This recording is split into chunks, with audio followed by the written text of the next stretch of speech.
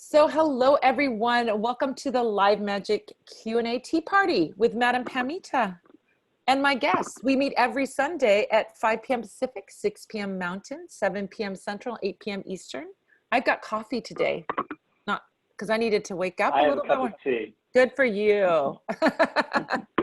So between the two of us, we cover all the caffeinated beverages. I don't know if yours is caffeinated tea, but so we record this as a live free Zoom webinar each Sunday and then post the recording for a rewatch on YouTube at a later date. And if you're watching a replay of this on YouTube and want to get in on the super secret clubhouse, you want to get the password to get into the clubhouse, then you can be with us live and ask questions about magic, law of attraction, spiritualism, tarot, divination, spirit guides, spells, any other magical thing that myself and my guests know about. Well, you need to be a member of the Spell Squad to get into the clubhouse. So how do you do that? Well, it's very, very easy and it doesn't cost anything. All you have to do is go to spellsquad.com and then you sign up there. You'll get on my email list where you'll get notifications for the shows that are coming up and specials that I have in the shop and things like that, spells and articles and things like that I send out every once in a while. But you'll also get the link to join us in the clubhouse here. So if you just stumbled upon this and you don't know who I am, I'm Madame Pamita and I have a website called parlorofwonders.com. I also have a YouTube channel. I have a podcast that is kind of on hiatus right now. I'm an author. I have a book called Madame Pamita's Magical Tarot and another book coming out called The Book of Candle Magic, coming out in October of 2020. You'll find my blogs on my site. I have a general magic blog that I write about spiritualism and magic and spells and things like that. But I also have another blog on Patheos Pagan. We're Patheos Pagan. Gwion and I are Patheos Pagan siblings, I guess you could say. We both have columns on Patheos Pagan. Mine is called Baba Yaga's Cottage. It's all about Slavic magic. We are also, Gwion and I have something else in common in that we both have books that are on Llewellyn, my new book, The Book of Candle Magic, your book, The Magick of Food, they're both on Llewellyn, and there's a special event coming up that Llewellyn is hosting called Lunacon, and Lunacon is it's a huge, massive, like week and a half or 2 weeks. What is it, Gwion?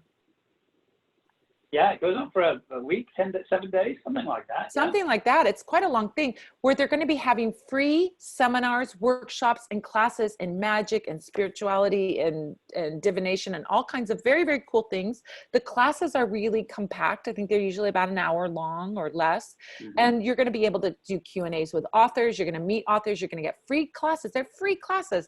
And not only that, you're going to be able to join in with the Q&A at the end. And they have a special thing too, where you can sign up and get in raffles for free copies of books, including your book, The Magick of Food, and my book, The Book of Candle Magic. So I'm going to put in the chat right now to everyone, to all panelists and attendees. I'm going to put the link for Lunacon. So before you go today, click that link and sign up, or at least open up that window so you can sign up when we're done with our session today so that you can sign up for Lunacon. Now you, Gwion, you're going to be hosting a class. When is your class and what is your class about? So it is 5 quick tips to make your kitchen magical. So that's pretty cool. And yeah, and it'll be this Friday at, I think it's 2:45 Central Time. So, 4 o'clock Eastern Time and 1 o'clock on the West Coast, something like that. But it's all listed out there. But yeah, 2:45 Central Time. 5 easy ways to make your kitchen a magical place.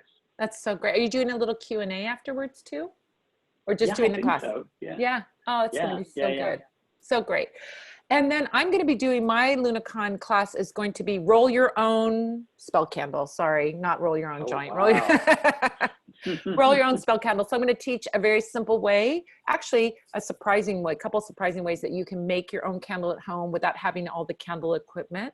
You can remake candles from old wax. These all kinds of things that we're going to talk about in that class, but how you can infuse and create a candle that's a spell candle that's infused with your intention. And it's going to be an amazing, amazing little mini class, a little free mini class about candle magic.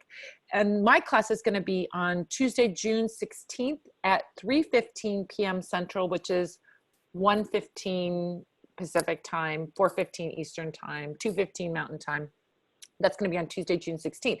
So you can sign up for the whole thing, get all the information about all the classes by going to llewellyn.com/Luna with a capital L and then con with a capital C 2020. That's llewellyn.com/Luna with a capital L, con with a capital C 2020.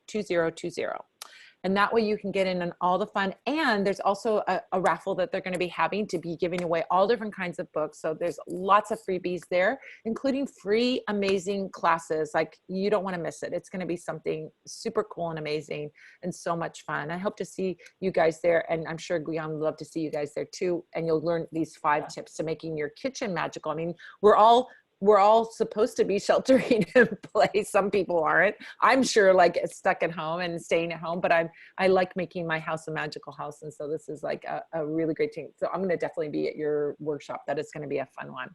So let me introduce, we've kind of semi-introduced you, but let me introduce you officially. So this is Gwion Raven. He's the author of The Magick of Food, Rituals, Offerings, and Why We Eat Together.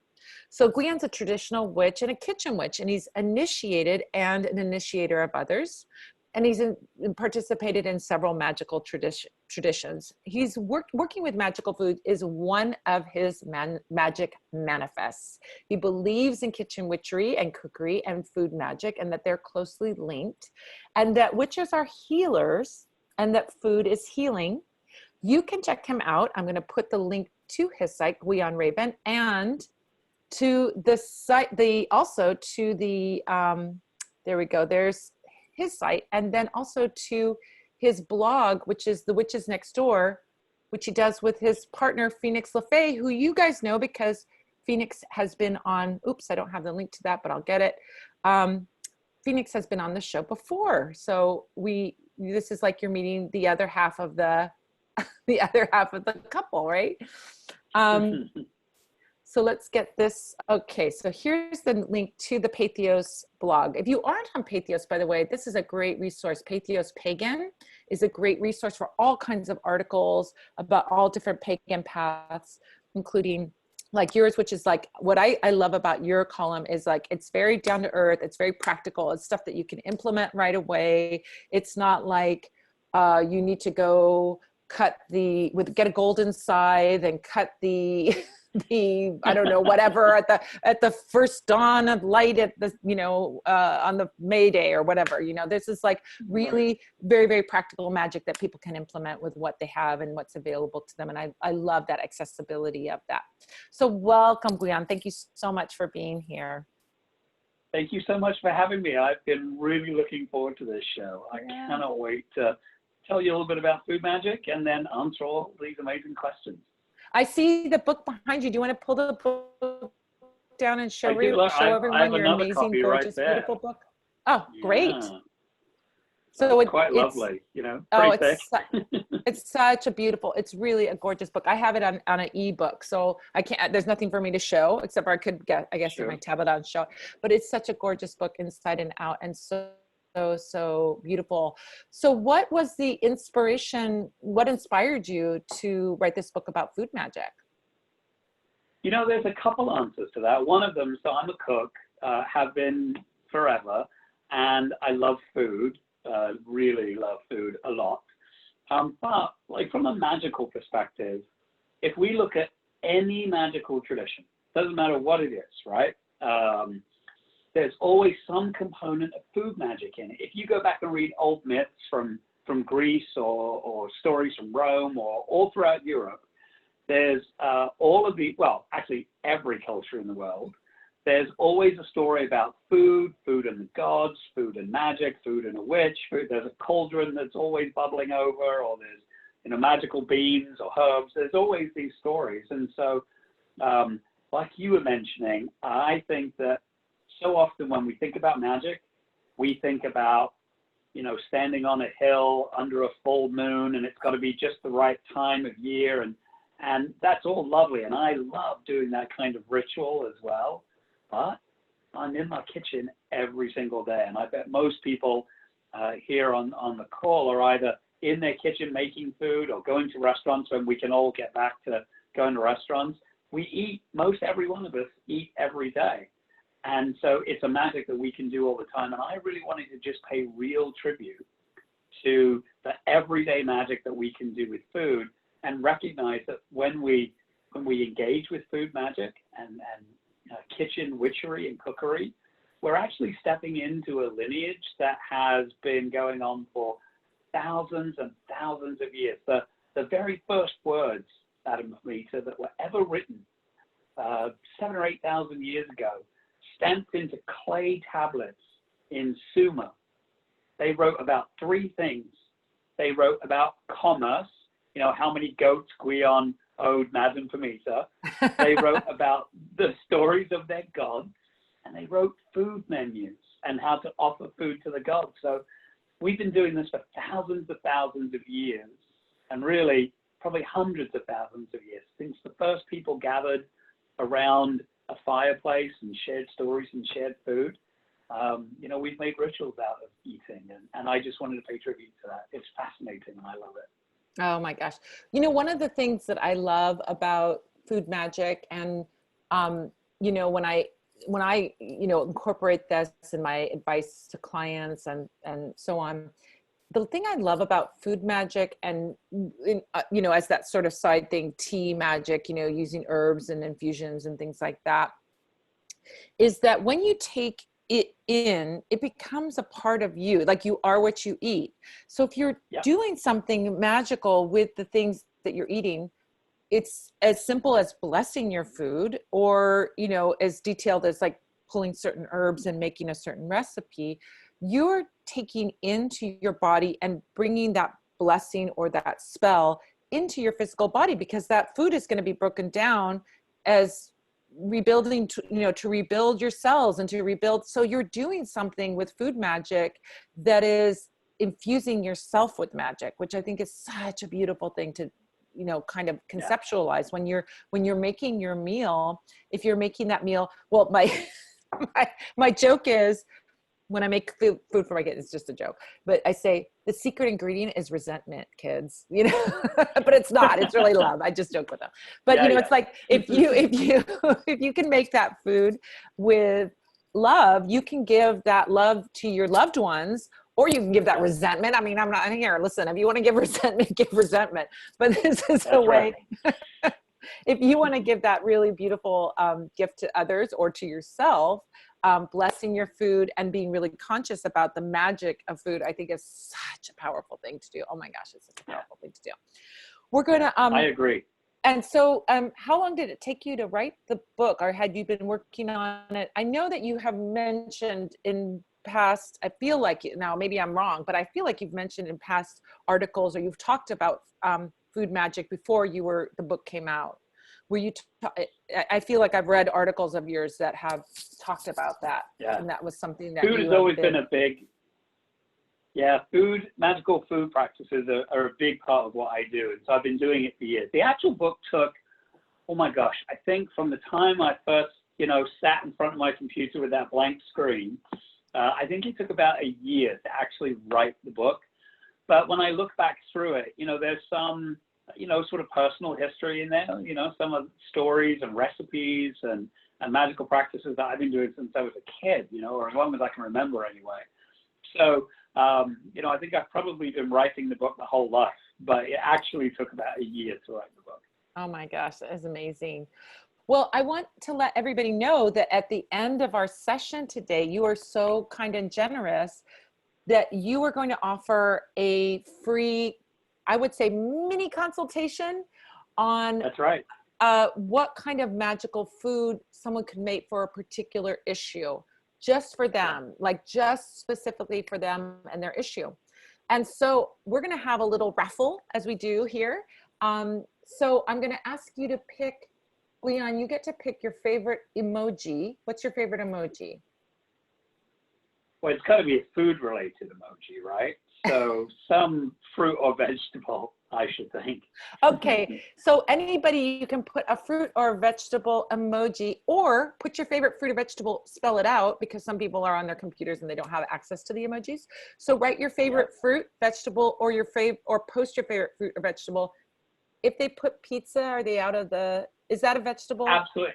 Any food that you can find in the emojis is great for me. Okay, all right.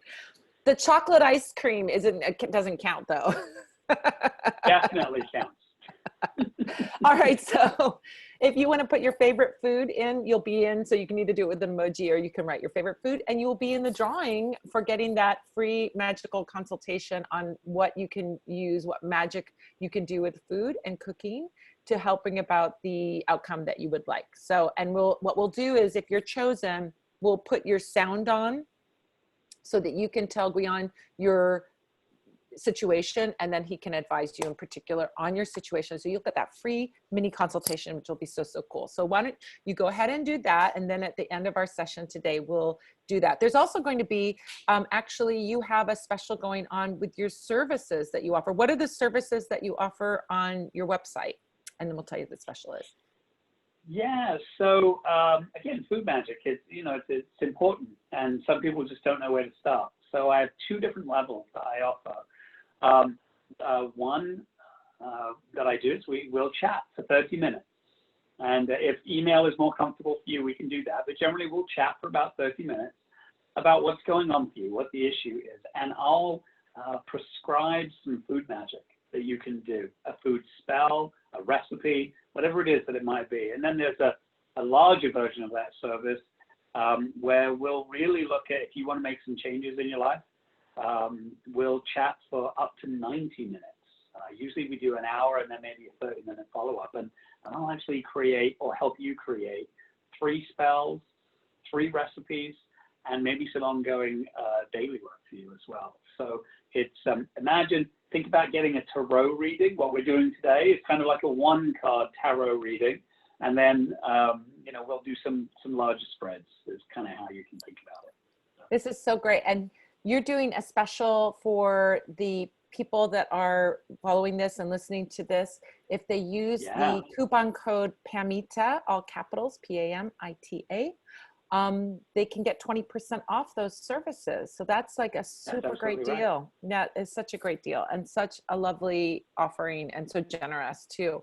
So you guys, you can have this, if you don't get picked for the mini one, or if you want an expanded, even if you do get picked for the mini one and you want an expanded magical consultation where you can start to incorporate this magic. So many people come to me and they're like, or people even come on, the Q&A, and they're like, I don't know where to start. Here's a great place to start. It's accessible. It's not expensive. You are doing it yourself. You're empowering yourself by learning and doing it yourself. And you really can't screw it up unless you screw up the recipe, like you add salt instead of sugar or something like that, I suppose. If it's not edible, that spell isn't going to work. But generally, there's that whole thing about poison magic, but we probably won't talk about that today. No, we won't definitely want to talk about that. So this is a really great way if you're wanting to start to do spells for yourself and you're kind of like, I don't know where to begin, or I don't feel secure.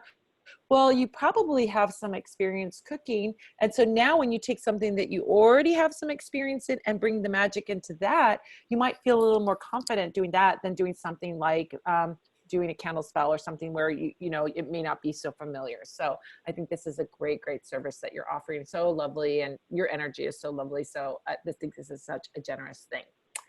So without further ado, I think we should get into some questions. Are you ready to get into some questions? All right, absolutely. Looking forward to it. Let's see what we've got. Angela says, I got an air fryer too. Talking about air fryers. I'm telling you, air fryers are magic.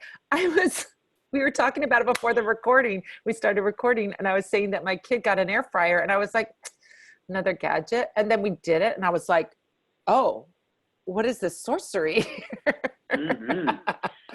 All right, so here we have a real question instead of just comments about air fryers. So Nina has a question. I've mentioned it here before that I have autoimmune disease, rheumatoid arthritis. Recently, going gluten-free has helped me, and I'd love to hear your take on using foods magically in general for illness. So this is a great question. So in terms of healing, this is a real crossover, a beautiful crossover here. How do you address that? Oh, what a fantastic question. So Nina, thank you for asking. And I too have a gluten intolerance for the same reasons. So I don't have rheumatoid arthritis, but I get really bad swelling in my joints when I eat a lot of gluten, when I eat any gluten. And I didn't realize that for years, actually. So how have I really incorporated it? So obviously being aware of what gluten is in the foods that I might eat and then avoiding those. So that's number one. And that's actually a big piece of magic. If you think about knowing what is good for you, however you define that, understanding how different foods interact with your body and they change your moods, right? So think about it. If you want to celebrate something and you have a delicious gluten-free cake, the eating of the cake with the vanilla frosting and the sprinkles or whatever it is that you put on it, that can elevate your mood. It can really change how you feel about yourself. Likewise, if you eat foods that make you feel sluggish, I sometimes, well, not sometimes, I have suffered with depression for years and years, and I know there are certain foods that if I eat, they really bring me down, and so I tend to avoid those. But in healing specifically, so many foods actually benefit our system. You know, one of the classic stories that we always hear is chicken soup, right? Chicken soup is healing, but there are several reasons why it really is healing, and there's a big magical component too.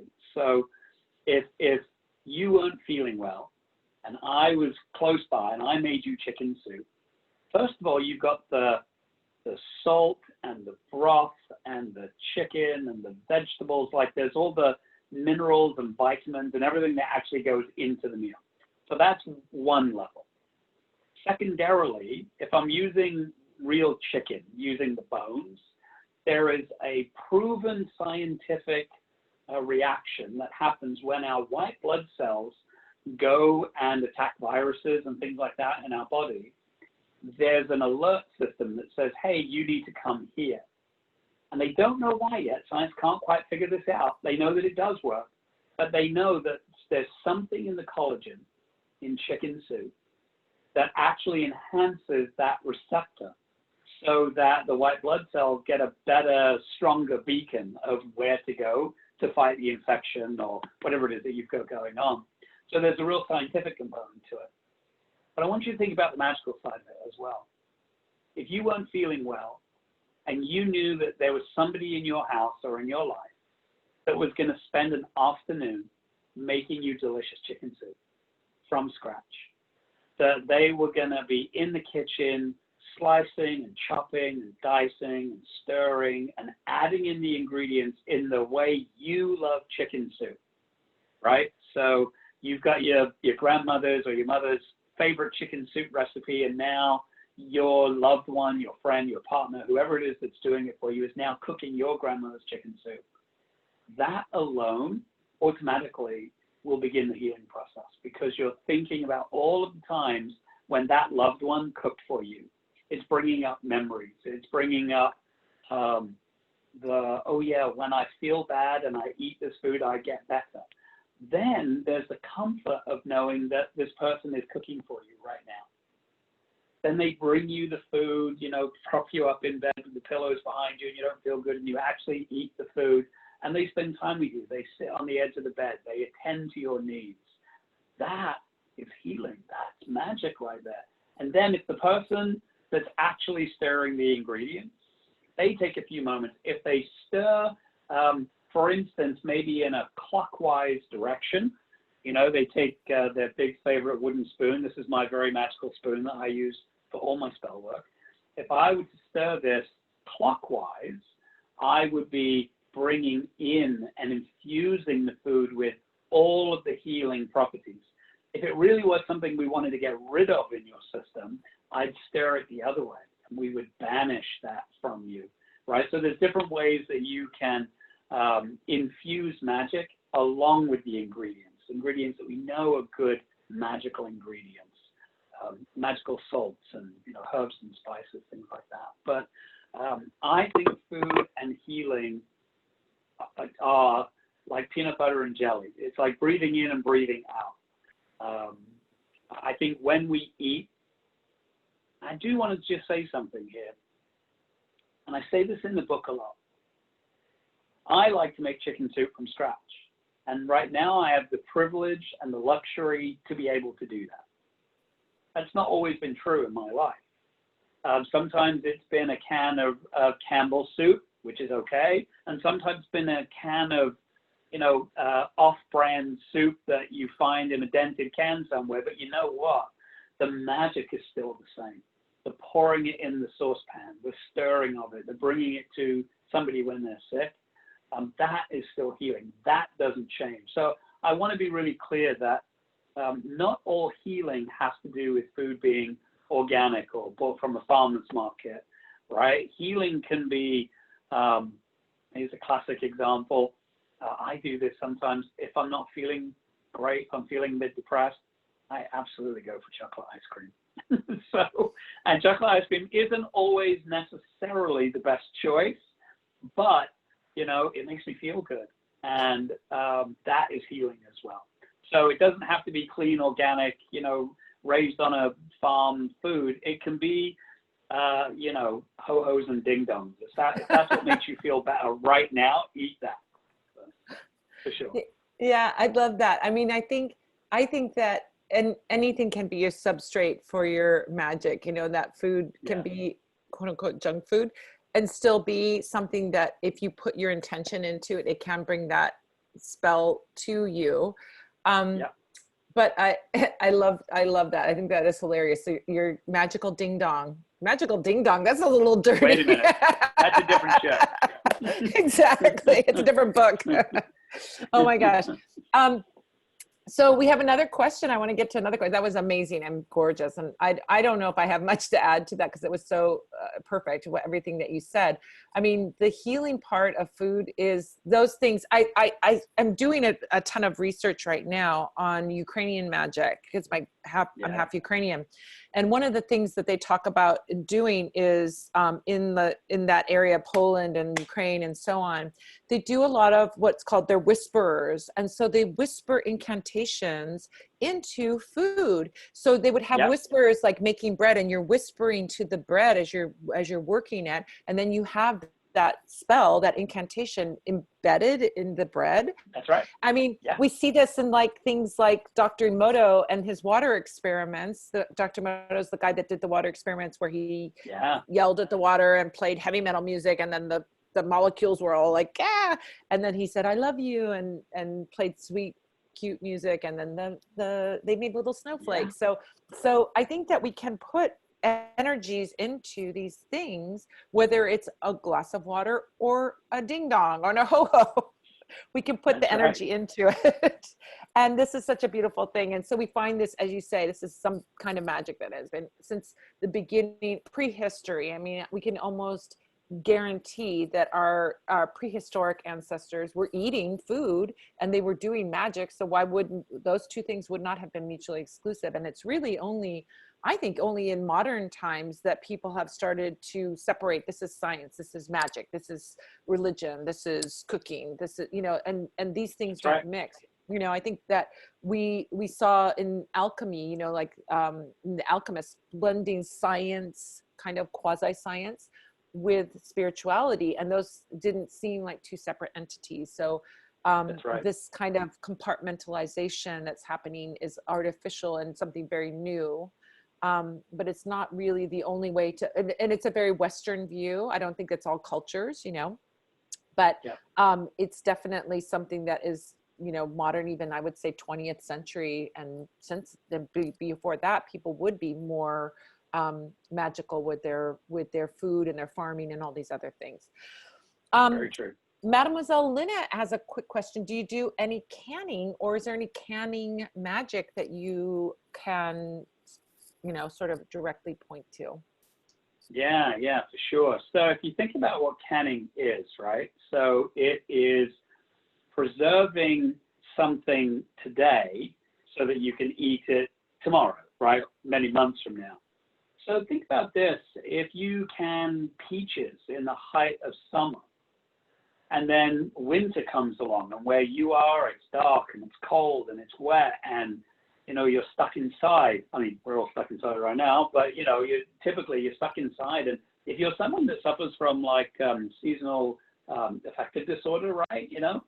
Where it's really tough to be inside, open up that can of peaches. You just opened up a can of summer. So if you think about that when you are actually canning, you can imagine not only that you're putting the peaches in there and those sweet nectars and all that delicious syrup, but you can also very clearly think about, when I open this 3 months from now, 6 months from now, I will taste the sunshine of this very day. What am I doing today? And sing that into the food. You mentioned incantations, right? This is where the word comes from, right? Canto, to sing, right? So it's this idea of singing enchantments. Enchantment, it comes from the same root word. So we sing our intentions into the food. We sing our spells into the food. And think about that. The next time I see these peaches, it will be a cold, wintry day, and I want a bit of summer. So on this day, I'm looking out, and it's 85 degrees, and it's beautiful, and I just hung out with my granddaughter. Whatever it is that's happening in your life, sing that into that can. Or if you can with a group of people, a lot of people still get together and they can lots of things at a time. Do that, and same when you make tamales, right? So you have a party and you freeze the food. Sing the songs, enjoy the moment, drink the wine, whatever it is that you do, put all of that right into that can. I don't do a lot of canning myself. I do a lot of pickling, which is a similar kind of process, right? You put vegetables especially into vinegar solutions and brines, and then you get to eat them, a lot later. But it's the same idea. You take that crispness of summer or the beginning of spring or whatever it is, and then pay it forward to yourself. Pay that magic forward to yourself. It's such a cool concept. It's a time capsule. You're making a magical time capsule. That's exactly right. Yeah. It's a time release spell.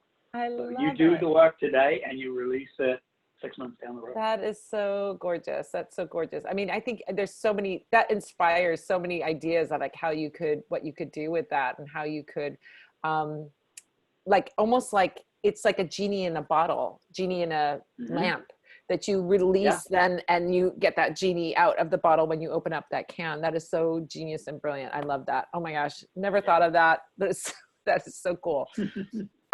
We have a non-food related question, a spirit animal question. So this is going to be an interesting one. Bruce says, this morning I discovered a live bat in my kitchen sink. So it's kitchen related, I guess.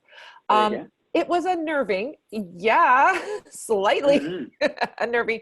But could this have been a magical sign of some sort? Yeah, of course.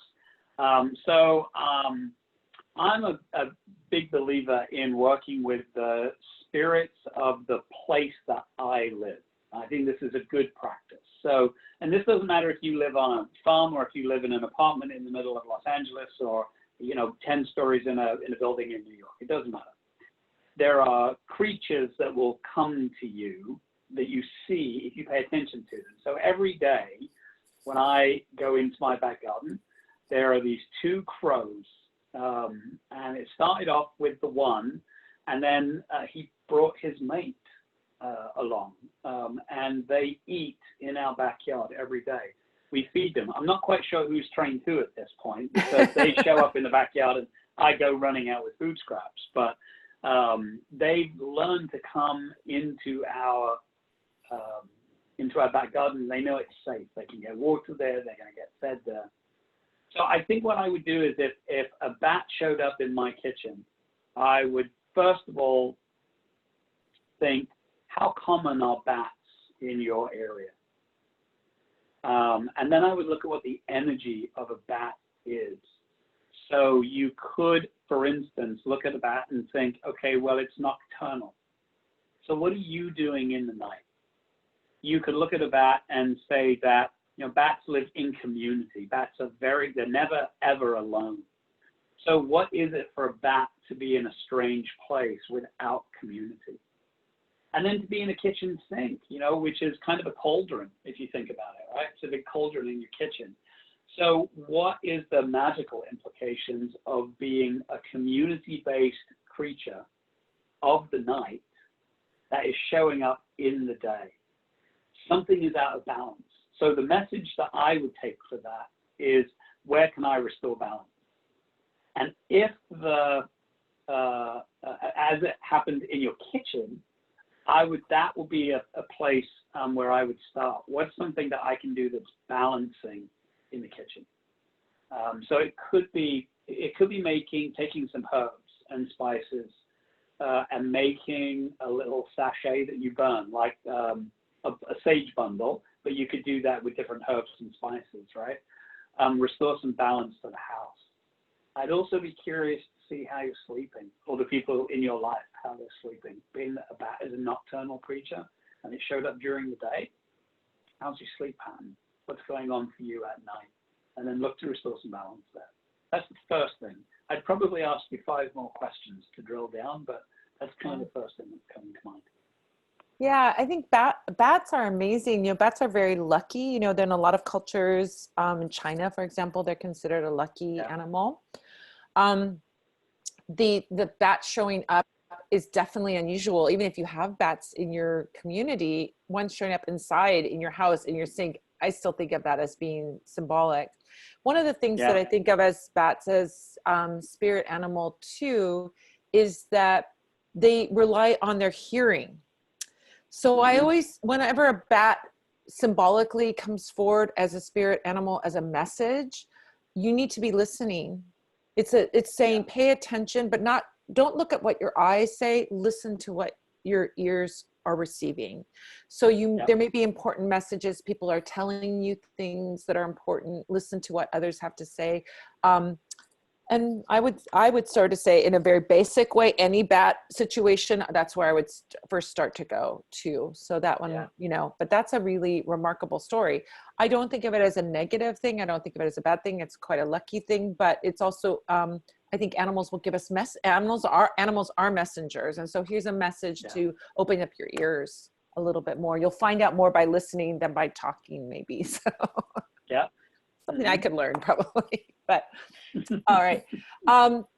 This is a great question too, because it gets into, we're talking about, of course, like making food for yourself and like how you heal yourself with food and all the things that you can do for yourself, or how you can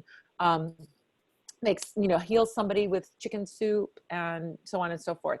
But here's a question from Chris, my friend Chris Onoreo's his name online, but this is Chris asking a question. What foods are best to improve / enhance an influence in others? Meaning you want to influence another person, or I guess that's what the question is, or maybe it's to enhance your own influence. No, I think it's asking, I think what you're asking, Chris, is what kind of foods can I use to influence others?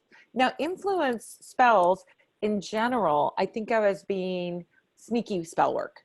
We're not going to tell somebody we're giving you magical food because we want you to do your homework. We're going to do a magical food that secretly gets you to want to do your homework, right? If you give to your kids, let's look at a really benign one, right?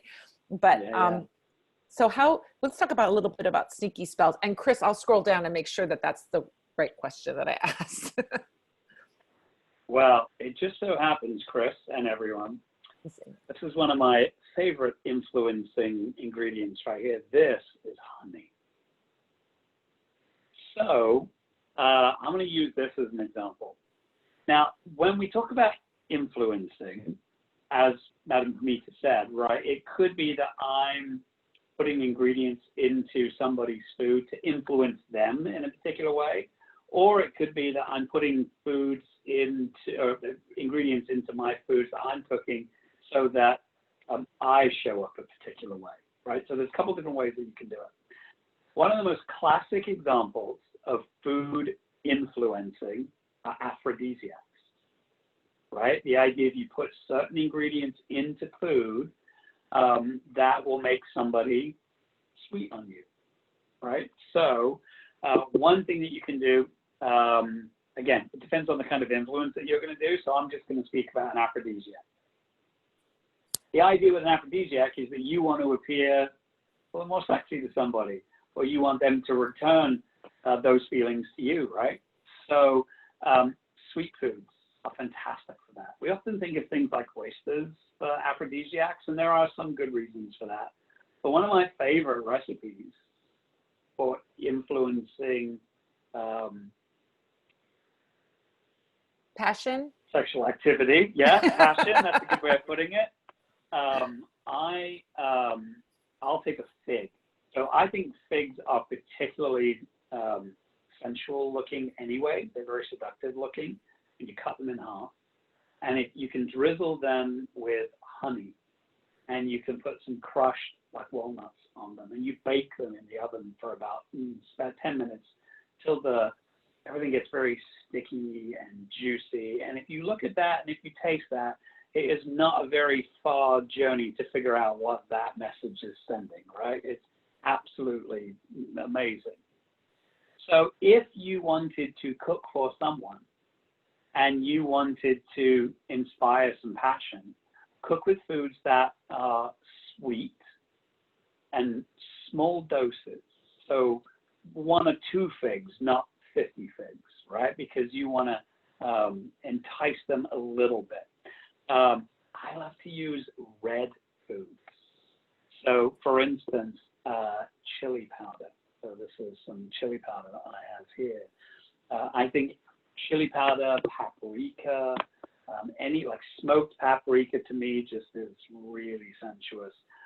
Briny foods that are a bit salty, those can be really good to influence people in general.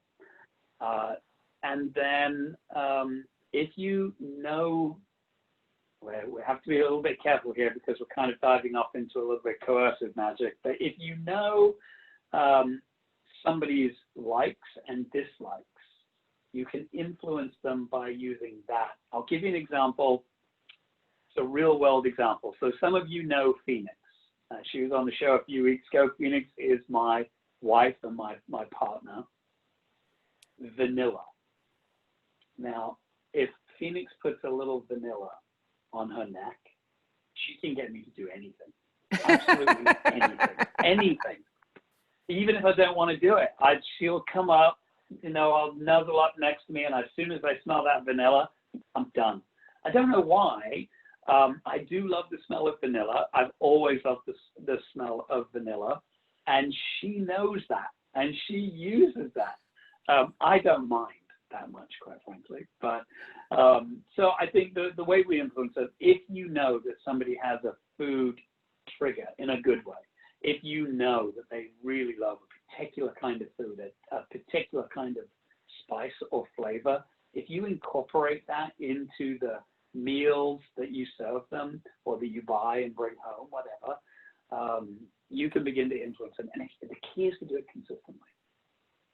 So with aphrodisiacs, here's the secret to a good aphrodisiac. It doesn't matter what it is. Key to a good aphrodisiac, small bites, lots of colors, lots of different senses.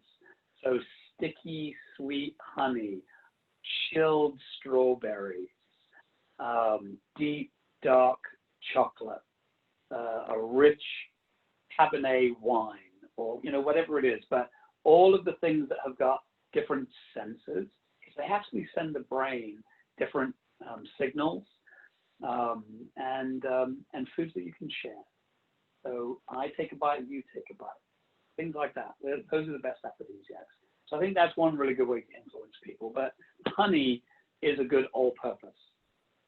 If you've got a situation where somebody lives in your house and they're not the nicest person, keep them sweet. Make honey cakes. Put honey on their Cheerios, whatever it is, right? Mix honey in their tea.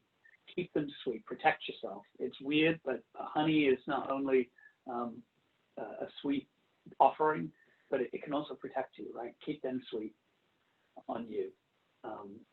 So yeah, honey is one of my favorites. Yeah, and I think what's interesting is you bring up, there's another part of that magic, like doing honey jar spells, for example, where you're not eating the honey, but you're using honey as that, using that food as an ingredient in your spell work. You know, we use herbs and spells that we don't, they're edible herbs, but we're using them in spells as well. Sometimes people think of honey as being just for love magic, well, or sensual, passionate love magic. And actually that sweetener can be used, you know, like on a roommate, or that is just or a friend or a child of yours, or, you know, somebody that you're not having a sensual romantic relationship with, but you want them to be kinder to you. You can even use it on your boss or a judge or something like that. If you're, I mean, you're not going to give a judge a cup of tea with honey in it, but you can do a honey jar spell on a judge.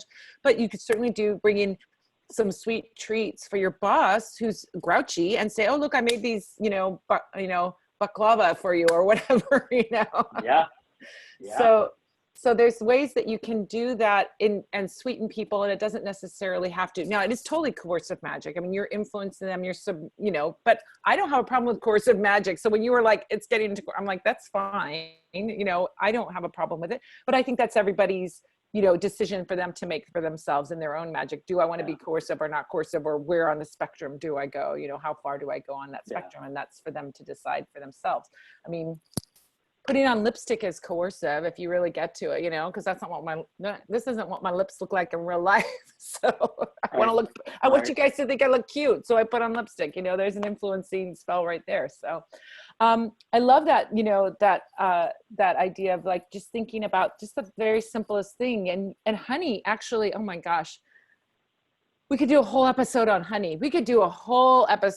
Because I'm doing all, like I love bees, honey, magic. There's so much ancient magic about honey as you've delved into in your book, and talking about honey and how working with bees and working with honey, working with beeswax, working with all these things, how powerful they are.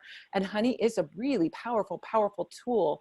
I think sugar is a very powerful tool, but honey, there's something different about honey because of the cooperation of the bees. The bees are working as a unit. There's harmony there. This is like an Aphrodite harmony energy with honey. And so when we're working and we want harmony and peace, you're bringing in that element, not just the sweetness, because we could have, someone, be sweet to us, but not necessarily be harmonious with us, right? That's sweet on you, but I want you to do what I want you to do. That's not the harmony. And honey has that real cooperation, harmony, energy. You can, as you said, like sweeten the people in your household so that everybody works together. This is a great, great thing to do. I just love that idea. One more question, and then we're going to get to our little mini thing. So I'm going to ask you this question, and then you're going to see me scrolling over here counting, because I have to count how many people so that you can pick a number. So that, please don't think I'm being rude. So Anastasia wants to know, this is Anastasia. Okay, she has a two-part question. I'm thinking of starting a food truck business in the future, and I want to make food that nourishes people's body and soul. Did you get any, well, basically the question is, do you sell food, or you just teach people how to make their own food? And if you do sell food, how did you start? Is there some kind of magic, I guess, that would be involved in the selling of food, that you could make a recommendation about how, if we're doing a food business, we want to bring in, I guess, prosperity, what could we do to maybe influence the people, to buy more, or all of those things, I guess? What would you recommend on that? Great question, Anastasia. So I don't sell food at the moment, although I have worked in kitchens, and I do sell, like if I'm catering a retreat or something like that, there's sort of a sales aspect to that, right? But I think there are a lot of things that you can do. The number one thing is make food that pleases you. If you're trying to make food that pleases other people, you'll never be successful at it. Make food that you want to eat, or that your grandmother would want to eat, or whoever it is that's influenced you in your culinary pursuits. So number one, make food that you want to eat. If you love it and you can talk about it, and when you describe those chili rellenos that you make, or whatever it is that you make, pierogies, whatever, if you can describe them with passion, people can see that, they'll salivate. They want what is going on in you. That's what they want. The other thing that I would highly recommend, if the food is specific to a particular culture that you belong to or that you've been influenced by, who are the food gods? Who are the food ancestors in that tradition? And make offerings to them. So, Madame Pamita, you mentioned Baba Yaga, right? So when we think about Baba Yaga in the hut, in the forest, there's lots of different tales about, Baba Yagas. There's many Baba Yagas, but we often think of her in the house with a chicken, with a fence of chicken bones and things like that, and the hut is on chicken legs. So if you were going to be, Anastasia, if you were making Ukrainian food, for instance, you could make offerings to Baba Yaga, for instance. So who are the food gods? Who are the food ancestors? In Roman times, they used to have two sets of gods that they called, that every household had them, called the Lares and the Penates. And essentially, these were like the house gods, the house spirits. And so in my kitchen, there are two wooden spoons that hang, and they've been there for years. And that's kind of the representation of my food spirits. So when I cook, I often give a little offering to those food spirits. So who are the food spirits that you work with? Who are the food allies? Did you have a person in your life, or do you have a person in your life that influenced the way you cook? Do you have a business mentor, or did you have a business mentor? Ask them, make offerings to them. Like literally, if you make Thai food, make a big bowl of Thai food that you would serve on your truck or that you want to, and give it to those ancestors, to those allies, to those wise beings that are part of your lineage, whatever that means to you. And then ask them. And then again, within that culture, like basil is fabulous, right? So, it's an herb you can buy at the shop, right? And I like to get fresh basil, but if you get dry basil, put dry basil in all of your foods. Hang dry basil in the food truck once you get to the food truck. There's lots of things that you can do. If every dish you want to have some level of prosperity for you, make sure you're using basil or peppermint or any of the other herbs that are associated with prosperity. Those are really great ways for you to build in magical remedies into that food. And then anybody that you're cooking with, when you bring somebody into the food truck, tell them we use basil because it brings people back. It brings money to us. It spreads the good word about us. That's why we use that. So that's what I'd say. This is so perfect. And I'm doing tons of research, and as I said, doing for my blog, and I'm working on doing a book as well. And in looking at Baba Yaga, there's a common thread in a lot of those tales. People come to her either with some kind of attitude, or they come to her respectfully. But no matter who comes to her, she feeds them, and she feeds them well. Now, if she came disrespectfully, you were going to end up in the oven as her meal. Okay. All right.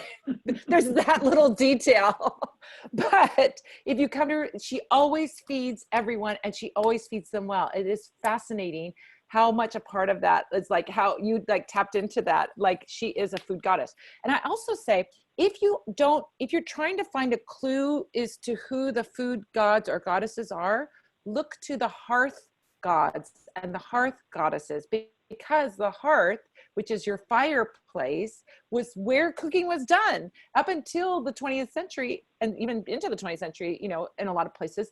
That's where your cooking was done. So your Hearth Goddesses, your Hestia, your Vesta, your, all of these goddesses and gods that were about the hearth, the Domovik, in Ukrainian, there's Domovik, which are your hearth gods. That's right, yeah. So these are the places where you would find your spirits, your ancestors, and so on. Look to those if you're not sure who the food gods, the cooking gods are. Those are your cooking gods, as the Hearth gods and goddesses. So that's a That's right. fantastic thing. All right. So are you ready to do the raffle? You ready to pick a number? Yeah. Okay, Yeah. so you have to pick a number between 1 and 18. Between 1 and 18. Yes. I love the number 9. Okay, let's go to number 9, and that is 1, 2, 3, 4, 5, 6, 7, 8, 9. DeVoe, you are the lucky winner. By the way, to all of you guys that put eggplant as your favorite food, I know, I see you. I see you. I don't think they really meant eggplant. Just saying. All right, DeVoe, I'm going to I'm going to turn your microphone on right now. Hi, DeVoe. Let's see if I can get you to come on. Can you hear? Hi. Hi. Hi, DeVoe. Hi. Thank you. Oh, this is great. Actually, my question is, I have anemia, and I see, like, in the beginning there was the question about the autoimmune disease and things like that. I have trouble absorbing iron. So do you have any recommendations for that? I'm sorry, that's not for the collective, but I would love. This is not for the collective. This is your special reading. You're the winner. You get to have your own special thing. So thank you. So if you have any suggestions, that would be fantastic. Yeah, so number one thing that I would always say is I am a cook and a magician, right? I'm not a doctor. So always, whatever the best medical advice that you can get, always go there first, right? So hopefully you have good access to medical care and check in with those folks. From a magical perspective, so much of magic is about attraction. So obviously, as much as you can, eat iron-rich foods. So whether that's broccoli, if you're somebody that eats meat, obviously red meat is a good thing to eat. But I would also think about, if you're somebody that works with stone energy, get hematite. Hematite literally, it's red. It looks like blood, and it's an iron-based stone. So get hematite in your house, or wear a hematite necklace or a hematite ring. Think about the good blood cells. If you can eat as many red foods as you can. Now, this is sympathetic magic, but there's this idea. I'll tell you a quick story, DeVoe. Back in the late 1980s and early 1990s, there was a piece of magic being done around AIDS. When AIDS first came around, there was this, they were called Red Dragon dinners. And folks would gather and they would eat and drink as many red foods as they could in praise of the healthy red blood, the iron-rich blood. And to this day, Red Dragon dinners still go on in some magical traditions that I'm part of. They're quite special. So I would think about that as well. If you menstruate, especially during those 3 to 7 days, anything you can do to keep iron in your system by eating red meats, that's always going to be good for you. And iron-rich foods, any iron-rich foods, that's going to be very important. But from a sympathetic magic side of things, red foods, consciously and magically, when you drink beet juice or eat red peppers or whatever it is, strawberry milkshakes, anything that's red, just say to yourself about having a healthy, strong immune system with good, strong, rich red blood pumping through you. That can really help. And then, again, checking with your medical professionals and knowing how anemia shows up. You probably know this anyway, but how it shows up in your body and what you can do to curtail that. So if it happens at certain times during the month, if it happens on hot days more than cold days, look at all of those pieces and see what you can put together so that you can counterbalance that. If when you get dehydrated, that leads to an episode with anemia, then really work with staying hydrated. It can be something as simple as that. Getting plenty of salt in your diet can be really good for folks that are anemic as well, because we need salt to help metabolize a lot of other things. So that's kind of the quick snapshot that I would offer. But yeah, hematite, red candles, anything that reminds you of rich red blood, bone broth, all those kinds of things. Perfect. Thank you very much. Thank you very much, Pamita, too. Oh, thank you for that great question.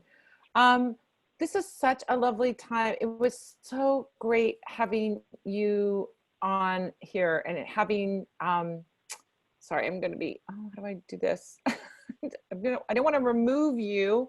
How do I move you off? Okay. Anyway, it's fine, DeVoe. You'll stay there and you'll be silent little square below us. I don't want to kick you out of the whole session. And I'm afraid if I put remove, it's going to, I don't know what it's going to do. Anyway, Gwion, thank you so much for being here. This was such a lovely thing. So just a reminder of the stuff that you have coming up. First of all, they can buy your book. Are you selling your book on your site? Yes, absolutely. And they can buy signed copies of your book? Absolutely. If you go to my website at gwionraven.com and you order the book right there, in the notes, in the little email, just let me know who you want it made out to, and I'll send it out to you. Absolutely. Here's the link again, you guys, and the oops, that's just one. No, that went out to everybody. Yes. Okay. There's the link to your website.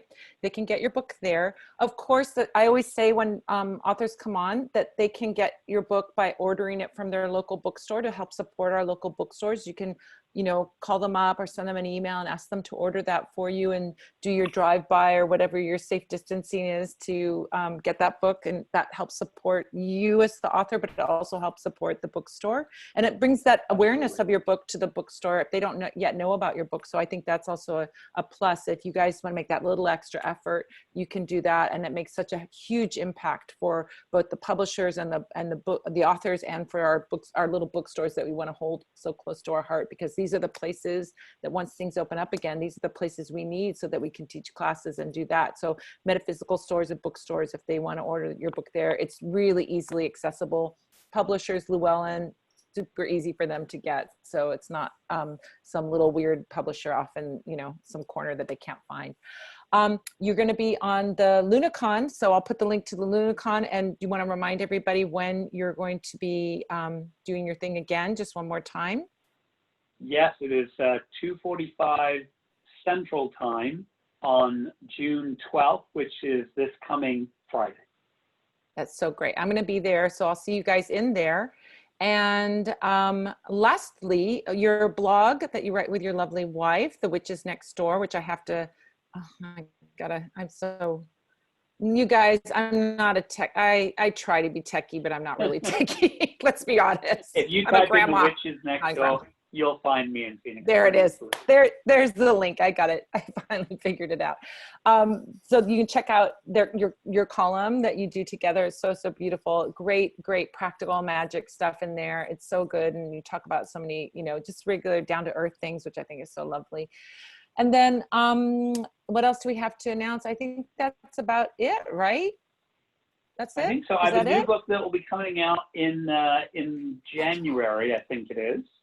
Yeah, and that's a book called Life Ritualized, A Witch's Guide to Honoring the Important Moments in Life. And it's a book about rites of passage and a book about everyday rituals. And Phoenix and I co-wrote this book. So it was, that was a challenge. More of a challenge for her than me. So she's brilliant. It took me a little while to get around to writing my bits, but yeah. She was probably like going like, come on, mister, get on it, right? She absolutely, get out of the kitchen and start writing. It's true. We can have peanut butter and jelly tonight, right? Oh, that's great. And that pre-order will probably, they can probably pre-order that pretty soon, maybe in a month or two. Yeah, they'll be able to pre-order probably midsummer. Yeah, probably July. Yeah, great. I think, yeah. That's so great. That's so great. Well, I want to thank you guys so much for joining us here, and to remind you that next week there's going to be no Q&A, but the following week on the 21st, which is Father's Day, actually, we're going to be having my special guest, Carrie Connor, who wrote the book, I'm going to say this right, Wake, Bake, and Meditate, Take Your Spiritual Practice to a Higher Level with Cannabis. So we're going to be talking about pot magic.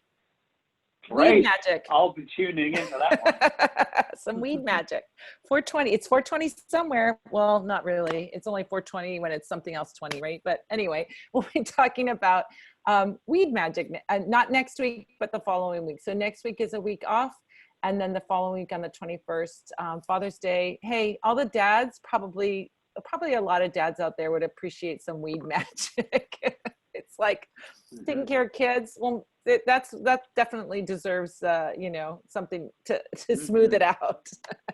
So anyway, we'll be meeting with Carrie Connor then on the 21st. So we'll see you in 2 weeks, everyone. Thank you so much for coming.